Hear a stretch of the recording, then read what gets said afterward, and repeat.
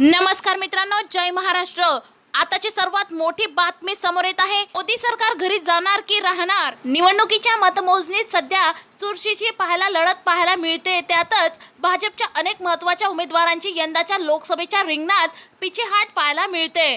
काँग्रेसचे नेते राहुल गांधी यांनी 2 जागांवर निवडणूक लढवली होती। उत्तर प्रदेशमधील रायबेली मतदारसंघ आणि केरळच्या वायनाड मतदारसंघातून राहुल गांधी निवडणुकीसाठी उभे राहिले होते। दुपारी 2 वाजताच्या मतमोजणीच्या आकडेवारीनुसार दोनही मतदारसंघात राहुल गांधी चांगल्या मताधिक्याने सध्या आघाडीवर आहेत। उत्तर प्रदेशातील रायबेली लोकसभा मतदारसंघातून काँग्रेसचे उमेदवार राहुल गांधी 4 लाख मतांनी विजयी झाले आहेत, तर केरळच्या वायनाड लोकसभा मतदारसंघातून राहुल गांधी 80,000पेक्षा जास्त मतांनी आघाडीवर आहेत। आतापर्यंतच्या ट्रेंडनुसार भाजपला 250चा आकडाही स्पर्श करता आलेला नाही। या कलांचे निकालात रूपांतर झाल्यास यावेळी भाजपला जवळपास 60 जागांचा फटका बसल्याचे दिसते।